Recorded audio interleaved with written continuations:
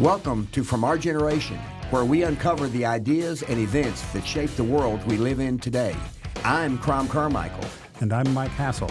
Together we'll explore the past to better understand the present, because history isn't just about what happened, it's about how you think about it.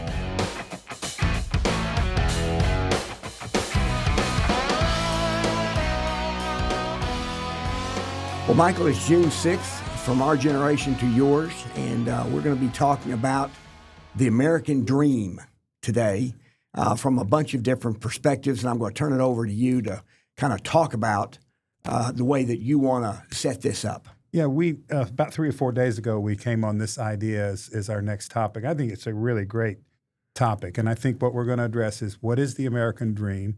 Is it still available? Is it still alive? And what are the causes of changes to the ability to realize the American dream? Yeah, I think to me it seems to have become more elusive. The rich seem to have gotten richer, and the people who are not rich, the separation between the rich and the not rich is getting bigger, and we're going to try to address that also. So the rich we would say they've mostly achieved the American dream. Yes. There's a lot of people that are struggling to achieve it, and what's the reason for that? Sure. Yeah. So I looked up a definition of the American dream, and there's actually two I have, and they're very similar. One is from the Oxford English Dictionary, and it is that you have an equal opportunity to achieve success and prosperity through hard work, determination, and initiative. Mm-hmm. Now, let's talk about that in a minute. What strikes me about this is it's about ambition, it's about drive, it's about upward mobility, it's about merit. It is not about entitlement and safety. Yes. And one word that I would like to add to that definition, even though it's not in it, is ingenuity. Ingenuity? Ingenuity, because innovation and productivity are key components to achieving the American dream. So hard work alone, in other words, working 3 jobs, means you'll make more money than if you're working 2, but it doesn't necessarily mean that you're going to achieve wealth. Yes. Yeah, and I think one other word I would add is hope. To me, that is the underlying common denominator for all of these things that we're describing. Is there's hope for a better life. Yes. For yourself, for your children, for your descendants. We can say that in this kind of dream, opportunity may be equal, but outcomes are not.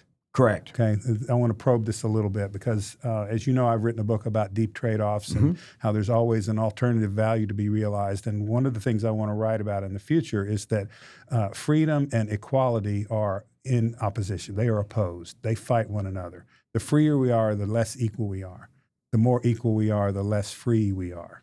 Now, we won't chase those subtleties today in this discussion, but I want to make the basic point that the American dream is about freedom and the capacity to succeed wildly. Right. Okay. If the more that you protect against failure, the less likely it is to be wildly successful. This is the point I'm trying to make. If we aim for equal outcomes, we're not going to get people free enough to produce these great advances. Well, and then if you're focused on outcomes, on equal outcomes, as opposed to equal opportunity, the metaphor that I like to use to describe that is when you watch 8 people line up to run a 100-yard dash. They're all starting at exactly the same place, and the gun goes off. But there's only one way to make sure that everybody finishes at exactly the same moment.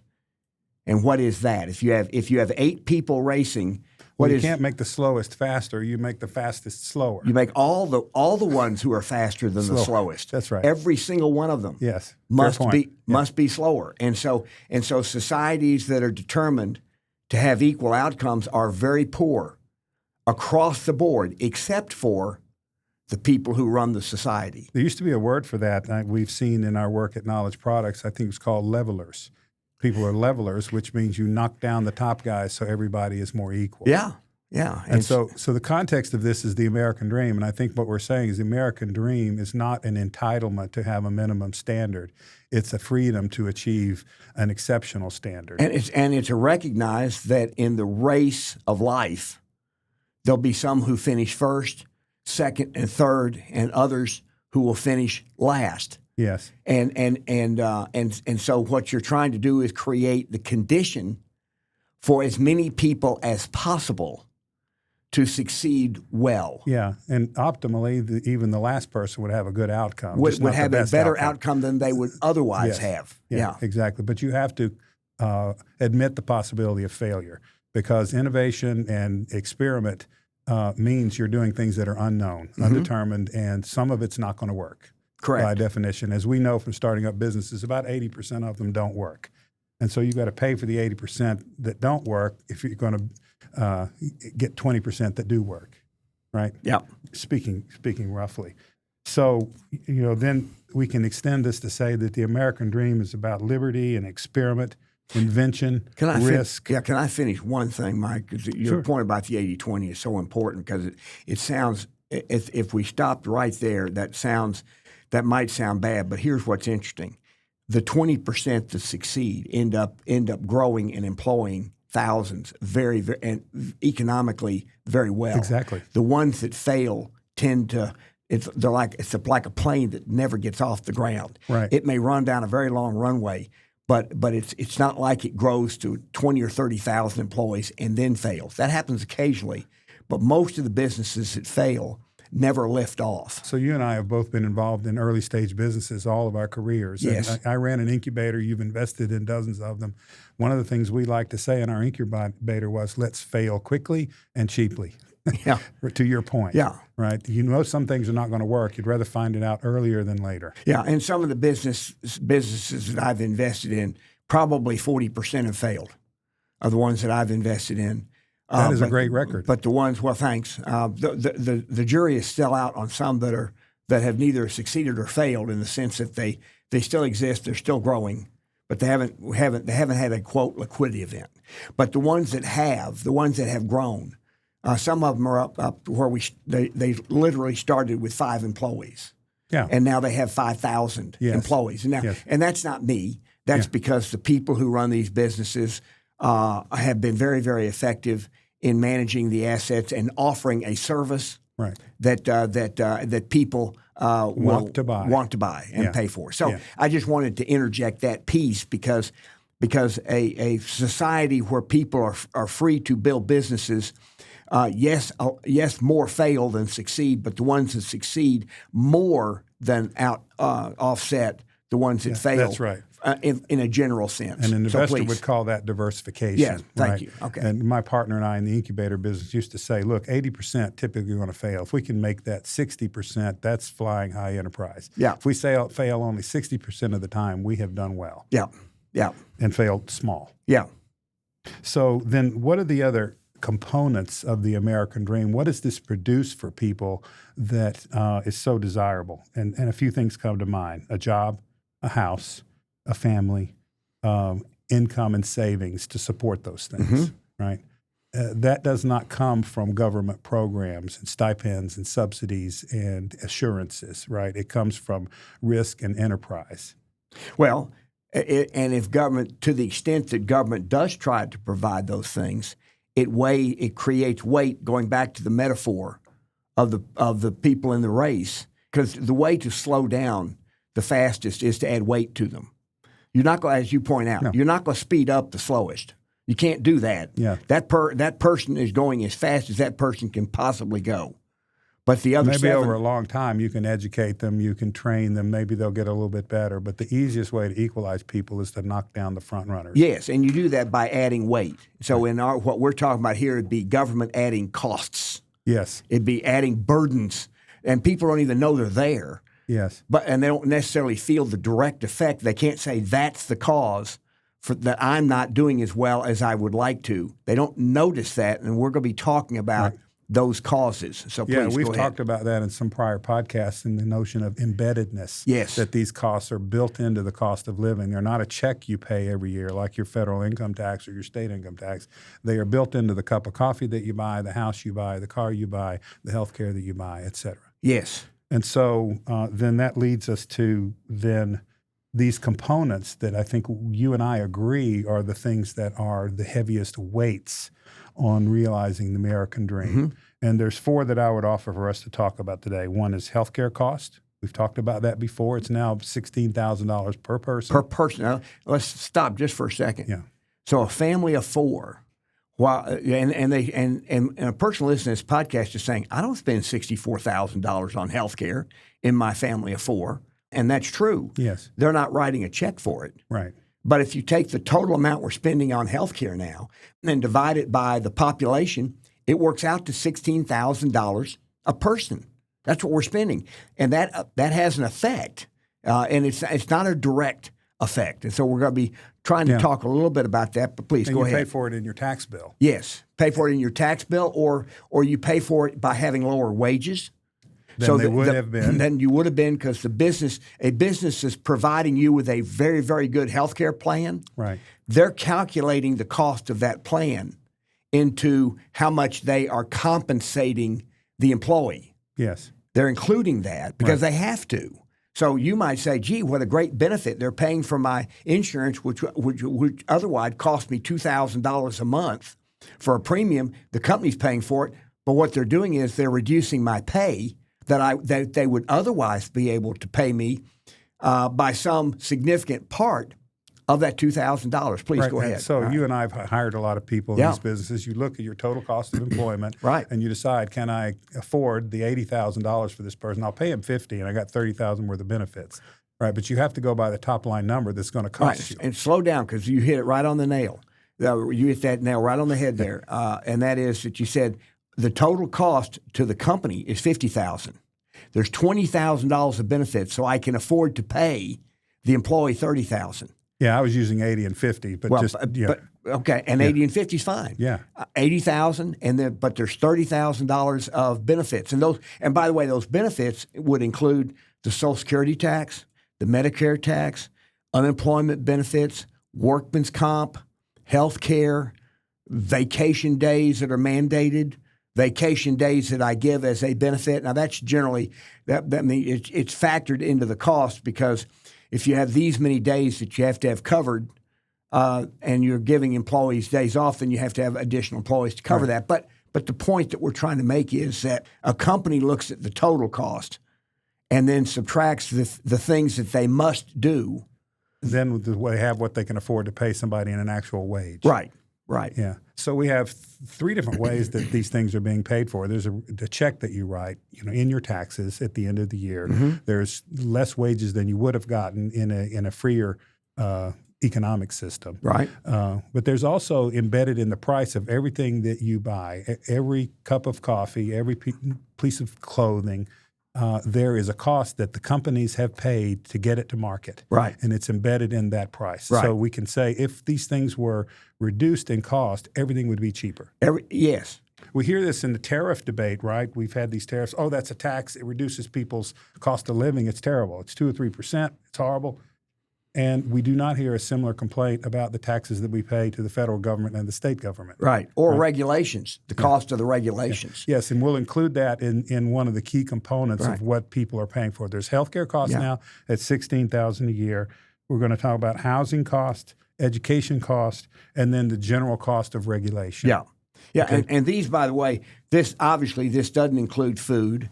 It doesn't include a number of things that the people must have in order to, frankly, as we talk about on the island, there are certain things that you need to survive, and then above the needs are things that you want. Right. And so what we're talking about here, healthcare is a want.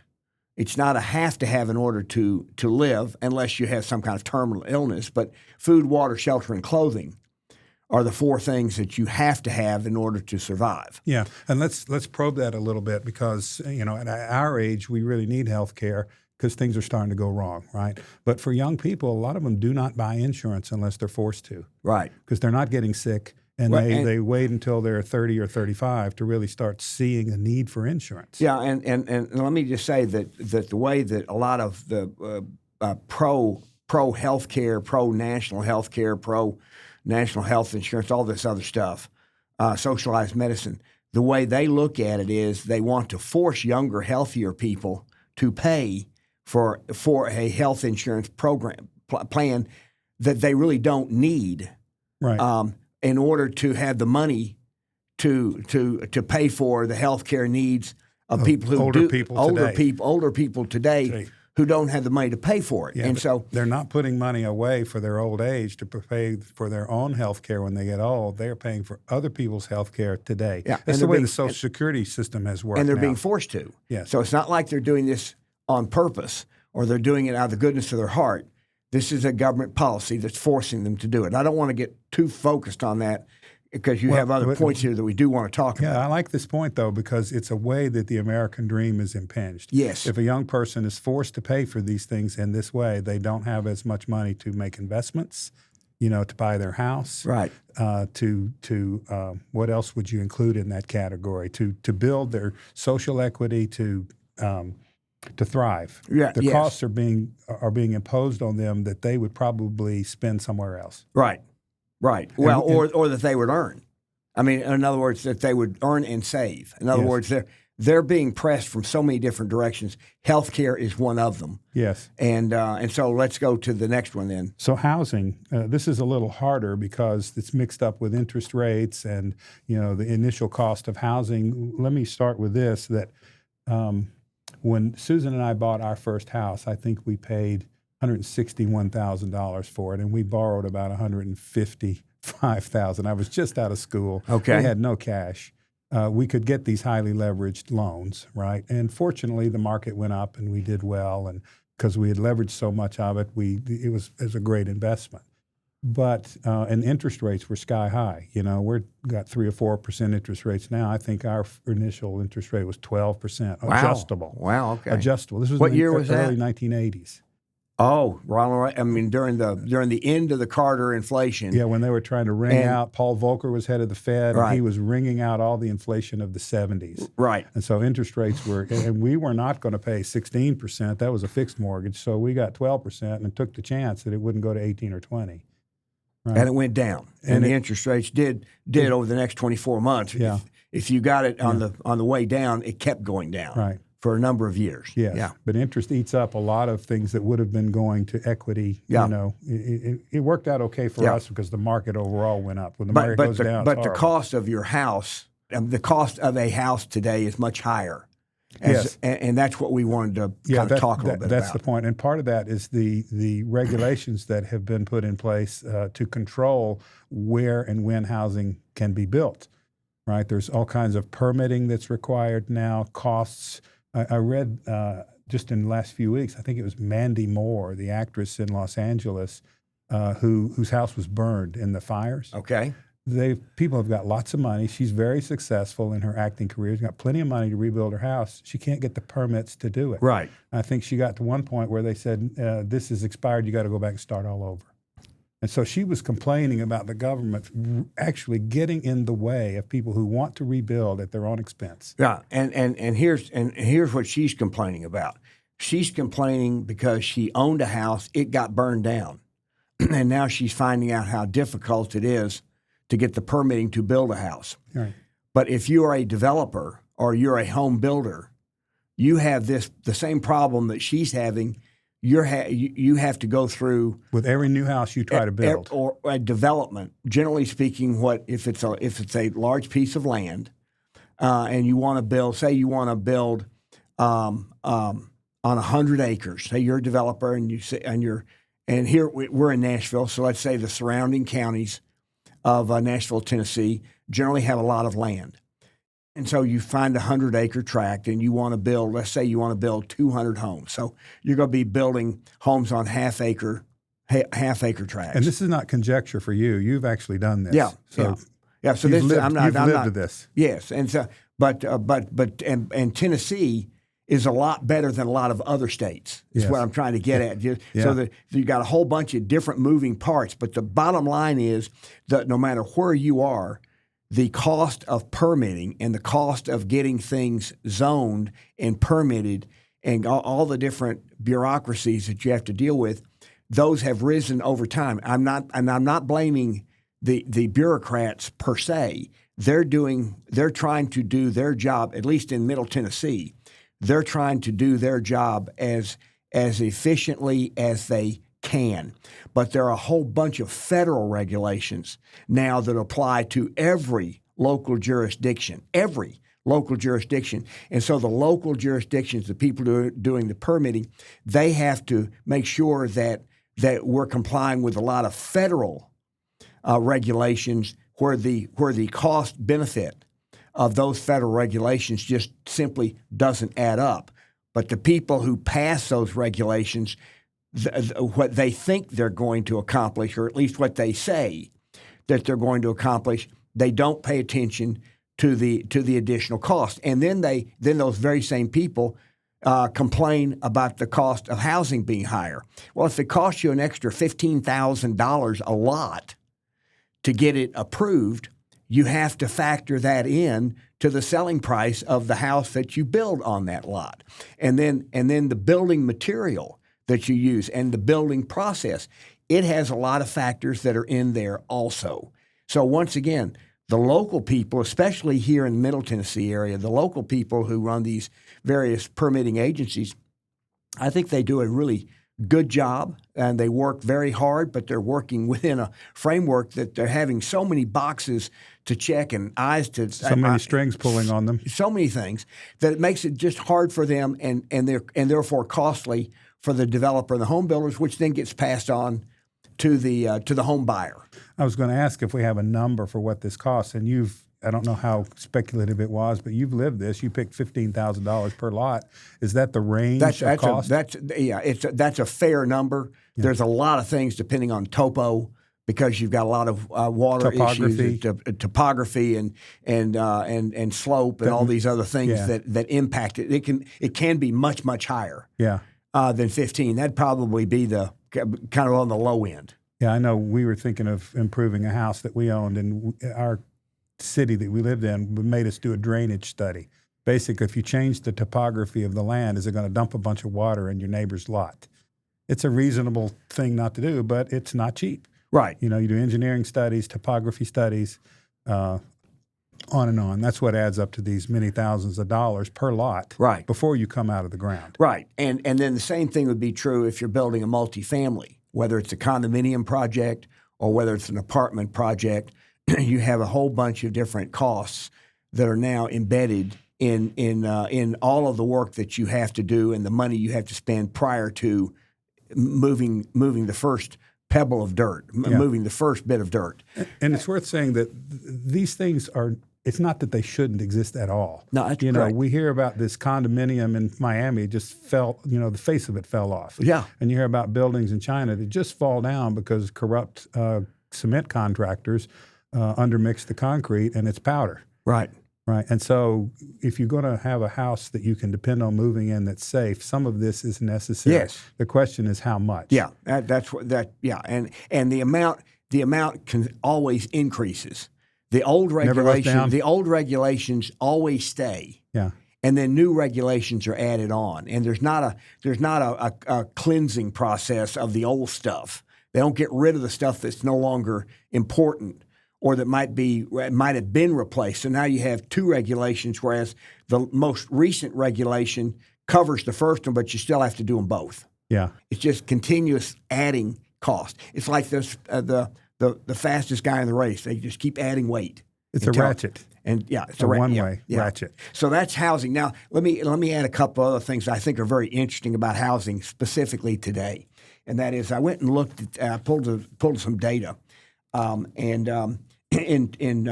the first quarter of 2022, 24.6, or almost 1 out of 4 homeowners had a mortgage of under 3%. And that's in 2022. Now we're 3 years later, and that number has gone from 25% to 21.3. So very, very few people who own a house with a 3% mortgage. Very few are selling. Only 10%. Yeah. In 10% meaning of the 25%, about a tenth of them. About a tenth of the other, and that's because when you have a 3% mortgage on a house, it's going to cost you a big wallop to move to something else. You got to pay 5 or 6%. At least, 6. 6. So you're going to be paying double your monthly payment Right. to move to another house of exactly the same price. And this is the same way that capital gains taxes, when they're high, impede people selling one investment, getting another. Right. So they call that allocation of capital is disrupted because you're stuck in old things that cost you too much to get out. Well, and that you don't get out of. You don't because it costs too much. Because and therefore you might see a better place to put it, but you literally can't. Back in the old days, the capital gains tax was way over 50%. Yeah. Back in the 50s and 60s. So let me just pick up your language. You literally can, but it'll cost you half of what you own. You pay 50% away. You start over half. Well, lower, let's say that you had something and you could sell it for $500,000 because there was an investment opportunity that was $400,000, and but if you have to pay 50% in taxes, you sell your $500,000, you pay $250 in taxes. Yeah. Now you don't have the money to make the other investment, right. so you That's don't what do you it. mean by can't. Yeah, can't. And so now what you have is you have this, and I don't want to get into it today, but sometime we might. Is the inflation of the 70s and early 80s? Mm-hmm. Is in the way the pundits and the so-called experts explain it. I think it misses two or three huge components that actually are worth looking at. Those the cause and effect there, and the cause and effect of things today. Because now you hear people complaining about the federal deficit. And a bunch of different things that are all worth talking about, but the way to approach the solutions, I think they've got them backwards. I mean, literally backwards. But we're not going to get into that. That's a great topic for a future podcast. Right. Inflation. Yes. I like that. Yeah. So at any rate, but then we're talking about housing. Housing. But then the next one is really interesting, Mike, and this is now 4%. The first one was 3%, 25%. Of the public homeowners had a 3% mortgage 3 years ago. Okay. Now it's about 22%, so It's hardly changed. But the 4% mortgages, it was 65% of homeowners in the first quarter of 2022. Now it's 55%. So that it hasn't moved much either. Right. And the reason is very simple. People do the math. If I've got a 4% mortgage and I'm in a house with a mortgage of $400,000, my interest rate is $16,000. If I want to move into a house that's a little bigger, let's say it's a $500,000, I'm going to have a $500,000 mortgage, but my rate is going to be 6%. I'm getting is 30. It's now $30,000, and Which that's is just almost twice the 16. Almost twice, yeah. And so people aren't moving because they either are making a wise decision or because they just literally can't afford the difference, and so housing costs. What we were talking about earlier for the American Dream part is the cost of building new homes, new apartments, and new condos is going up primarily in many ways because of the additional regulatory burdens and the zoning process that we go through, which is expensive. Right. And so consequently, it takes a lot of money. Investors have to have a lot of money in order to invest in the process. Well, if it takes a lot of money to invest in the process, then the number of processes that go on is going to be limited. Yeah. It's going to be reduced. And if it's reduced, then the number of new apartments, condos, and houses is going to be reduced. And therefore, the supply is going to be lower than it otherwise would have been. And therefore, we know from the supply price and is going demand. to be higher. Bam. Yeah. Yeah, for a given level of demand, if there's a reduced supply, people will have to pay more to get that. So if you're younger and you're in that situation, frankly, staying at home with your parents and saving money is a great way to ultimately achieve the American dream. And Yes. I'm saying if you're in your 20s, but if you want to live on your own, then you still ought to be living in a place, and you ought to have 2 or 3 roommates. Right. I mean, 2 or 3 people sharing, because now they're sharing the rent, they're sharing the utilities, they're sharing the Netflix, they're sharing all of your expenses, and then you take some of that money that you're now not having to spend, and you save it.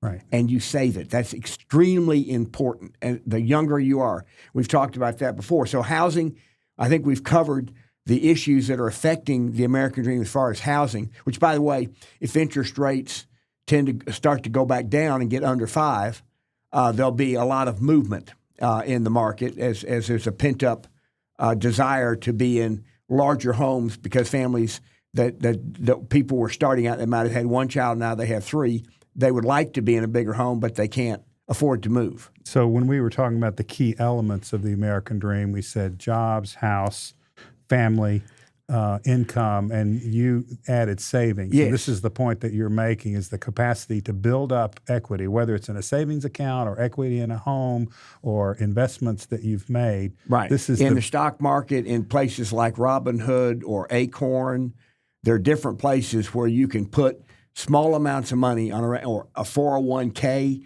If you work for a company that has a 401k and they match, always meet the match. Always do everything you possibly can, everything to put in as much as the company will match. Even if the company only matches 50%, that still is automatically a 50% gain, and it's tax deferred.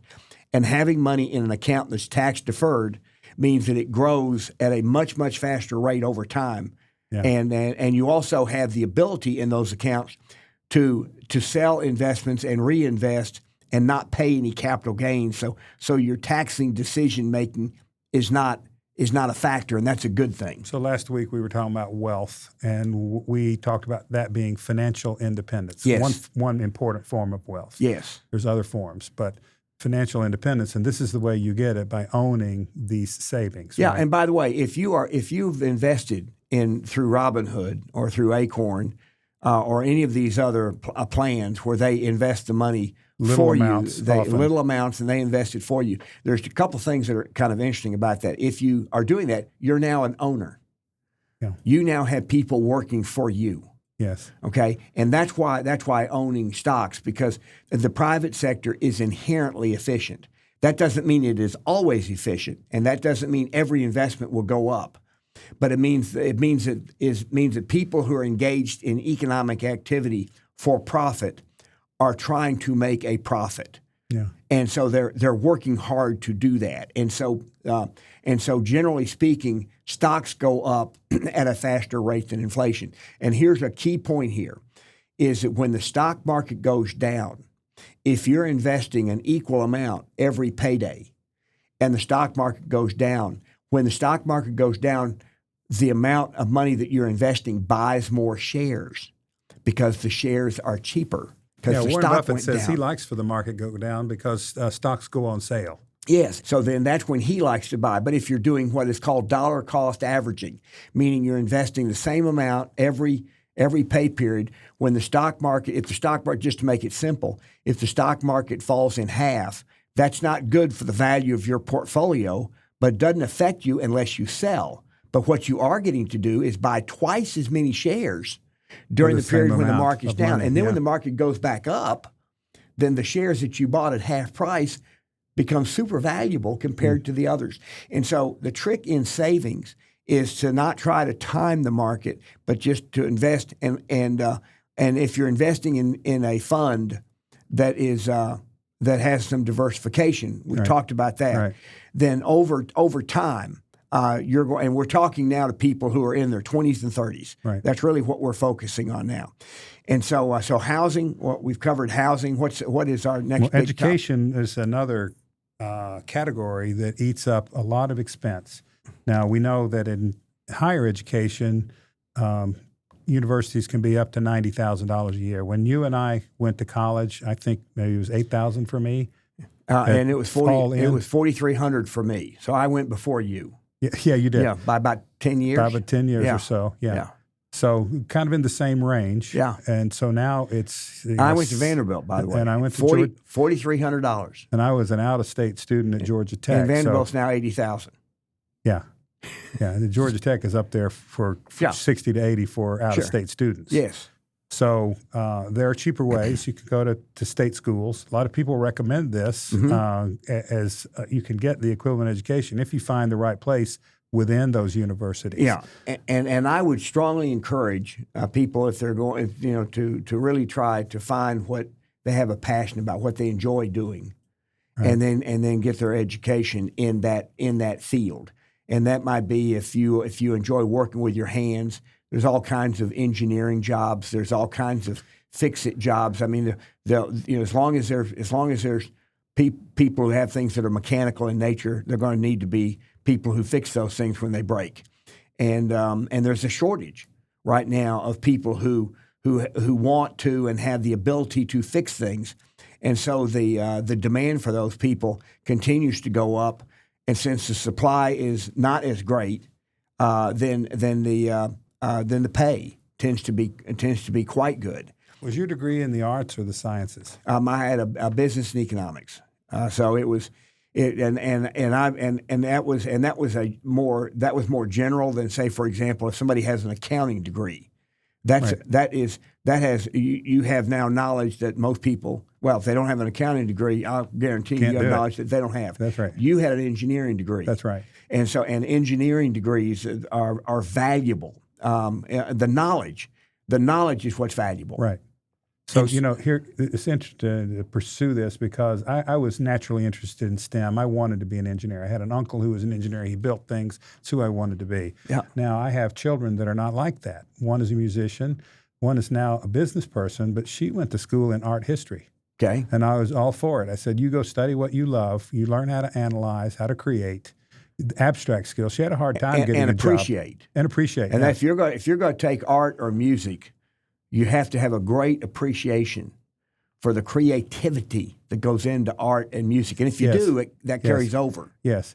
And if it's a rigorous program, you learn a lot about analyzing and using words to describe things, finding numbers to quantify things, and at a very abstract level. Yeah. She had a hard time even getting an interview because the consultants, they wanted economics majors, math majors, had quant skills.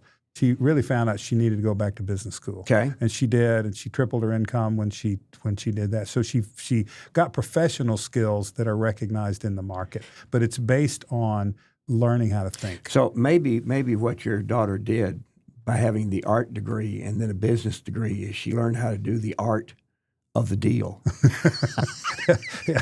Well, I would ask her about that sometimes. She probably wouldn't like the reference. Yeah, but art has a lot to do with that, believe it or not. Well, yeah. There's a lot of art in business. Artfulness in. And then seeing how things fit together. Yeah. I mean, that's you look at a beautiful painting, and there's so much to it. I mean, there's so much to how it fits. To me, being able to do things rigorously, even if you study art, if you study it rigorously, it produces a better mind. Yep. There you go.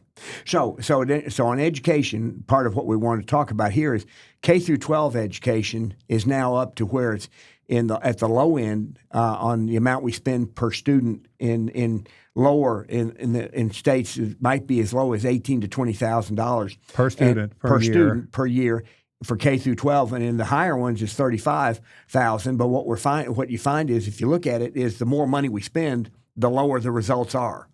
And the reason for that is they're not paying teachers, they're paying bureaucrats.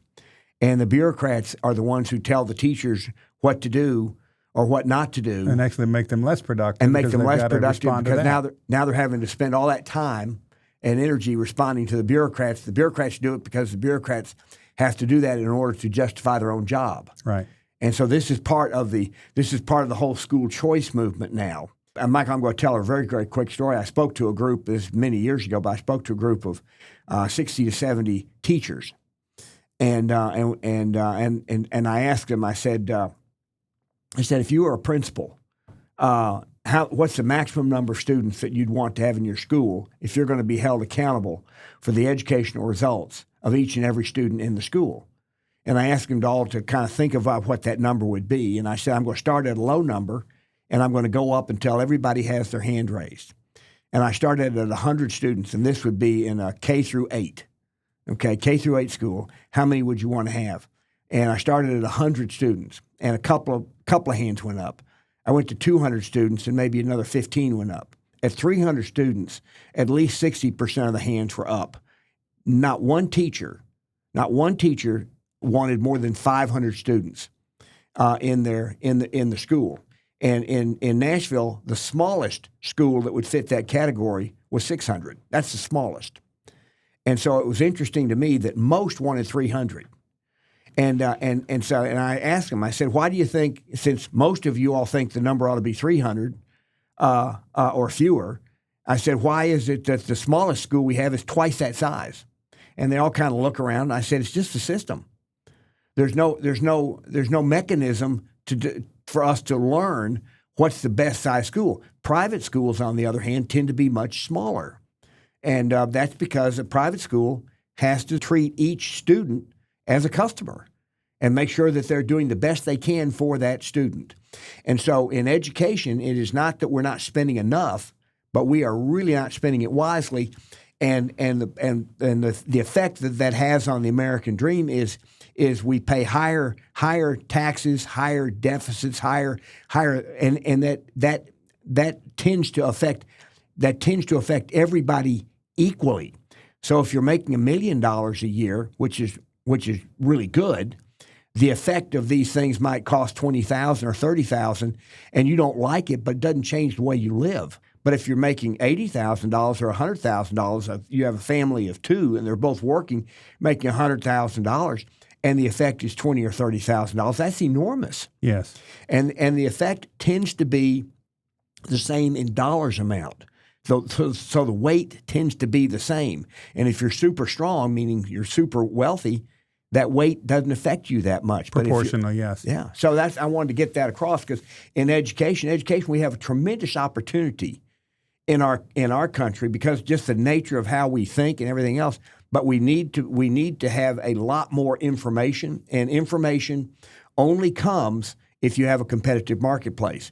Yeah, you briefly alluded to something I want to dig into a little bit, and that is, who's the customer? Yeah. A private school is paid by parents. Yes. Okay, so the student is not really the customer. They're not paying, right? And so we put our kids in private schools for this particular reason. We went to a public school, and I asked, how much of the budget do you control? Out of, I think at the time it was like $4,000 or $5,000 a student. And it was numbers like $20 a year, $30 a year. Almost nothing. Everything was controlled downtown by the bureaucracy. So the poor principal was trying to make a great school there, had very little leverage on how the money was spent. Well, or the employees at the school. Yes. They were assigned. They were assigned to that school by the bureaucracy downtown. That's right. It applies to all the people, but I was personalizing this into the principal, whose job was to make that school successful, hire the teachers to do it, and had very little influence over where the money went. Right. So you and I have talked in prior podcasts about how starting a business, we look for who's the customer, and that means who's paying the bill. Right. It's not always the user. Right. Right. And so I had an interesting conversation with a friend who was dean of a business school, and I asked him, who is your customer? And he had an interesting twist on this. And he said, in a sense, the people that hire our graduates are our customer. That's what makes our reputation. That's what makes these students make money. It's why they come to the school. Okay. They don't see the students as customers. In a way, they're the product. Okay. Right? That's interesting. Yeah. That's interesting. But this is a real consideration to him, because they were trying to make the reputation for their school. And so it conflicts a little bit with this idea that the customer is who's paying the bill. But still, in the end, a public school, the customer is the legislature. It's the government. Yeah. Yeah. It's the government. And so they respond to that rather than to the parents, and rather than and the students. And the parents, if the parents are paying the bill, they do care. That they are more likely to care about the educational results for their child. They may not care about the whole school. They generally do, but because if the school is successful, their child has a better chance of being successful. But that's the point that we're trying to make. And education, to the extent that it's not in the control of the parent, right? Then it becomes a burden that is more expensive for society than it otherwise should be. Yes. So what's your fourth item? The fourth category is regulation generally. Mm-hmm. Now, apart from these specific categories of expense, we have regulation that pervades all of our expenses. And I think in our last podcast, or maybe two ago, we talked about manufacturing in particular. Yes. I want you to review that particular cost, and then let's generalize it into the cost of regulation per job was $29,000 per year per job. And so that's why so much of manufacturing left the United States, was the businesses that controlled the factories and had the capital to build new factories. They essentially said, if I'm going to have to spend $29,000 per employee on regulation, I think I'll build my next factory in China, or I'll build my next factory in Mexico. And that's what they did. Or they closed a factory and bought the product from a contract manufacturer in another country. So the nature of this $29,000 expense would be what? Hiring staff to fill out compliance reports? It has to do with OSHA. It has to do with all That's safety and health. Safety and health. I mean, it's not just one, Mike. And I can't. I mean, if you're in the manufacturing business, I'll bet you there's at least 100 regulations that your HR people, human resources in general, because they're not administering just your paycheck and your health care and unemployment benefits and workman's comp. But you have, like, if you're in manufacturing and you have somebody who gets injured on the job and needs workman's comp, there's a and I'm not saying that's bad, but it's expensive. Right. It's a very expensive process. And then OSHA. When I was a Converse distributor, Converse athletic shoes. We had our boxes. We would get Converse shoes from the factory in boxes of 24. So you'd have 24 shoes in the box that you see in a retailer. Mm-hmm. But we'd have 24 pairs of shoes. 24 pairs of shoes in one carton, one shipping carton, and one carton as it came in. We would take those shipping cartons and we would stack them up 4 high, and then 2 deep on a pallet. And so we had a disgruntled employee who had a friend at OSHA, and he had his friend at OSHA come out, and we didn't really know this.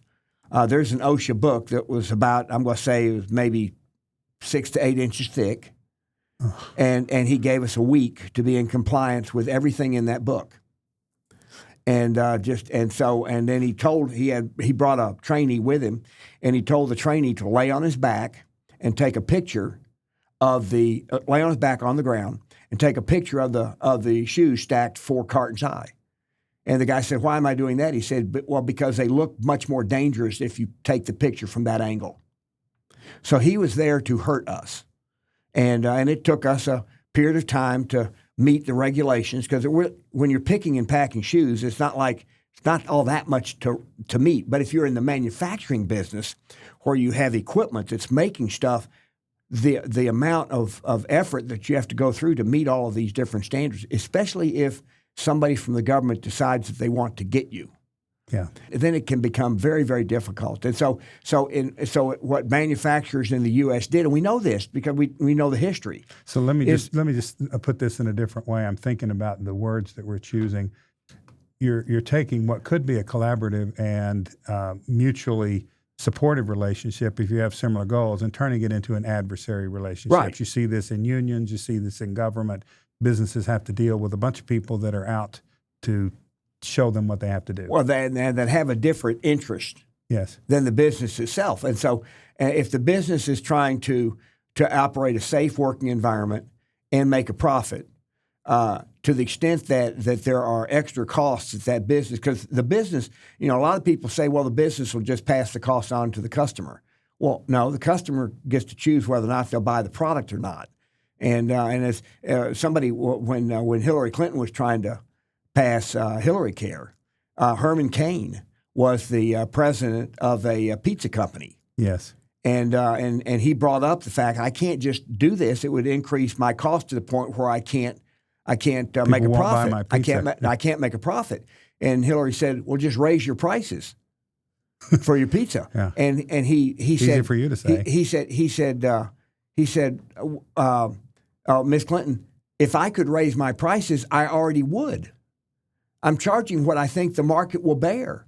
If I raise my prices of pizza $2 or $3 a pizza, the sales of pizzas will go down.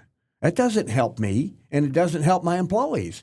And so this is kind of the mindset here. So I didn't want to digress too much, but regulations and regulations is not where you write a check. If you're the person in the 20s or 30s, you're not writing a check for the cost of regulation. So you don't feel it directly. It's embedded. It's indirect, but it does affect you, and it retards the American dream for a whole bunch of people. And what Trump has done in his first term, Trump told the regulators, for every new regulation that you want to pass, you need to eliminate 2. This term, I believe he put an executive order that says for every new regulation that you want to promulgate, you have to eliminate 10. And so he is trying to address the regulatory state. It's very difficult to do because the regulators have jobs that are pretty good paying jobs with great benefits, and they don't want to lose those jobs. So you have an institution of regulators that are fighting to keep the regulations in place, and you have an administration that's trying to reduce the cost of regulation because it wants to increase opportunities for people who are making things and improve the conditions for investors to invest in manufacturing facilities in the United States. And so that's part of the war that's going on. And Michael, in every one of these 4 things that you have brought up that affect the American dream in these large categories, every one of them has a substantial government component. Yes. And that's the hardest thing about a democracy is that we as voters, we get one chance every so often to express ourselves to the officials that then manage things from a governmental standpoint. And whether or not they respond to us or not, it depends on the leaders that the voters elect. And if the leaders feel that their customer, i.e., where does the money come from that gets them elected? If much of that money is coming from the bureaucracies that are embedded, then they will support the bureaucracies. They won't be supporting the manufacturer who would open a factory and would employ people at good wages. That's not who gets it. So this is what the tug of war is that we're seeing right now. Let me try a couple of general statements to see if you agree with this. One is that heavily regulated industries tend to have higher costs. Yes. Right? Of course. Okay. Another is that higher costs tend to lower standard of living. Yes. Lower wages. Yes. Yep. And so I guess the implication is that lower costs would improve the standard of living. Now, yes. We see this with international trade, right? We talked about tariffs recently. Mm-hmm. If you increase a tariff, it's going to increase costs, and then people's standard of living is going to go down. We've heard that complaint, especially from the left, who doesn't want tariffs. But the left generally wants higher taxes domestically, right? And they don't acknowledge that that's going to reduce a standard of living domestically. Yeah, right? and here's what's kind of interesting about the tariffs. And that is that the tariffs are almost all, I'm not saying they all are, but they are almost all on products that are not needs, but are wants. Yeah. Okay? Yeah. And so a product that is a want, and I'm not saying that it isn't a want that everybody wants. I'm not trying to diminish the want part, but food, water, shelter, and clothing, especially the food and especially the water, is all domestic.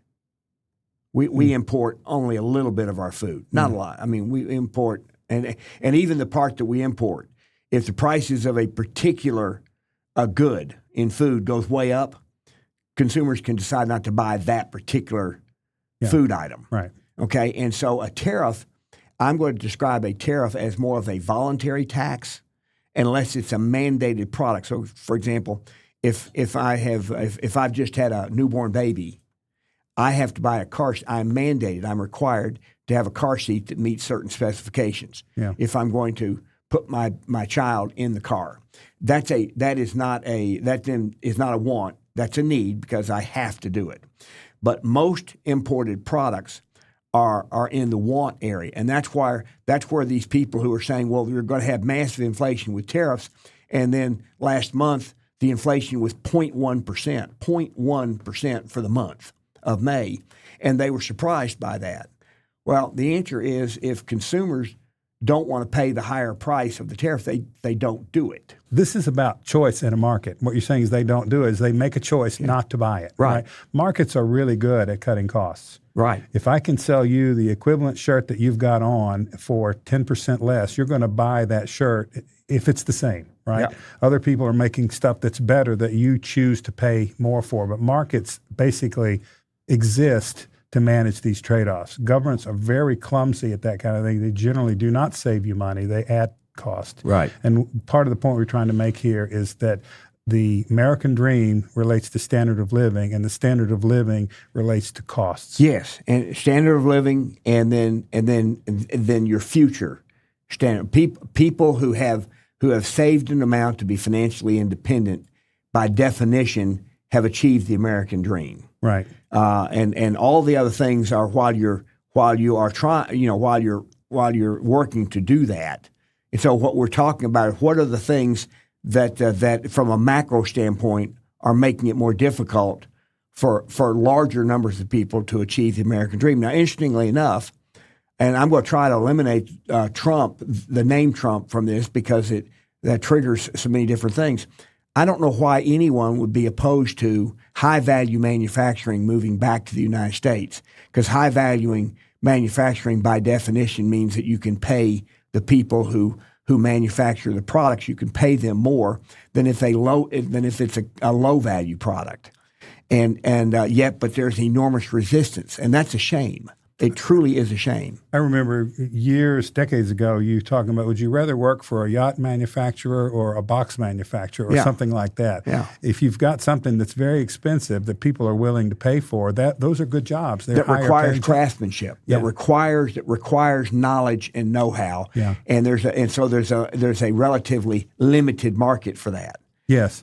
But they're good paying jobs for the people that have it. Yeah. Now, but the other thing the point is you want rich customers rather than poor ones. That's exactly right. Exactly. And the other thing that's interesting is that even the box manufacturer, if they have the right capital goods, and it's sophisticated capital goods, then the people who operate those sophisticated capital goods, the machinery to make the boxes, they're knowledgeable and they make good money. And the people who lift boxes by hand are not going to make very much.